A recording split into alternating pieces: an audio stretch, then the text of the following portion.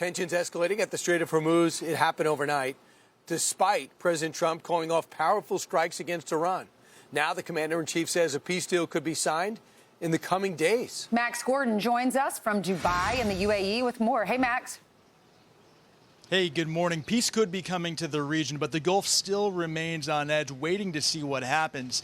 U.S. forces reporting shooting down two one-way Iranian attack drones that were allegedly trying to strike commercial vessels in the Strait of Hormuz. This even after President Trump reportedly he called off strikes yesterday. This is what he had to say on Truth Social. He wrote, based on the fact that discussions with the Islamic Republic of Iran have been brought to the highest level of Iranian leadership and approved, I have, as President of the United States of America, canceled and scheduled strikes and bombings against Iran this evening. President Trump also says that a memorandum of understanding between the U.S. and Iran could soon be signed. Take a listen. We just made a great settlement of the war with Iran, and we're going to be subject to finalization of documents. We should get done over the next few days. We'll probably have a signing maybe in Europe, and it's a great thing. Oil will start coming down to, I think, even lower than it was before. And most importantly, we have a deal that Iran will never have a nuclear weapon. We're now learning more about what might be in a memorandum of understanding between Iran and the U.S. According to Iranian state media, the 14-page draft includes U.S. commitments to lift sanctions on Iran, withdraw troops, and release frozen Iranian funds. But final negotiations still need to tackle nuclear and economic issues. Iran's foreign ministry says much of the agreement has been outlined, but nothing is currently finalized. The potential deal comes after Iran struck down a U.S. Apache helicopter this week and angered many of its neighbors in the Gulf after launching strikes against them in retaliation to American military action. Israeli Prime Minister Benjamin Netanyahu spoke to President Trump about the deal and, according to his office, expressed appreciation that a final agreement will address Iran's nuclear program, among other issues. Still, many of Iran's neighbors in the Gulf have stayed relatively quiet about the potential for a deal. President Trump says that the naval blockade of Iran will remain in place until the agreement has been signed. And according to Bloomberg, the signing of an agreement could come as soon as Sunday, potentially taking place in Switzerland. Guys, back to you. All right, thanks. All right, thanks so much. We'll see, because then the vice president's going to have to scramble because he's got a book coming out, and I'm sure he had plans maybe to go to a Barnes & Noble.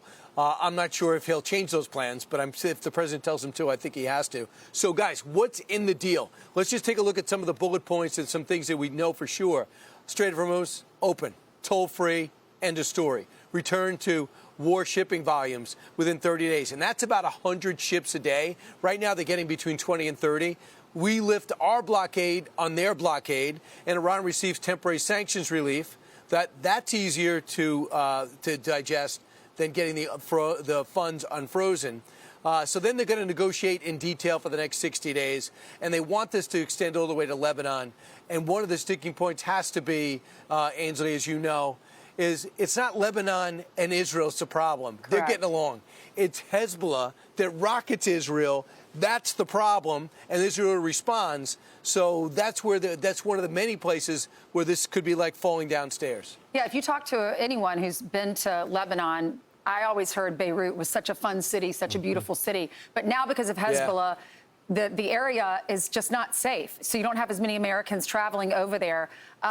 So you're right. They do care about. Imagine if Hezbollah, and we have terrorists that are probably living in our country that have come over the border during the Biden administration. But imagine if hundreds of thousands of them just made a home here in America, and we were fighting them and we wanted them out, but we couldn't get them out. And that's what's happening in Lebanon right now. So they're lobbing missiles over at Israel, or they were. Now Israel has to respond. So it wasn't Israel fighting Lebanon. It was just Hezbollah.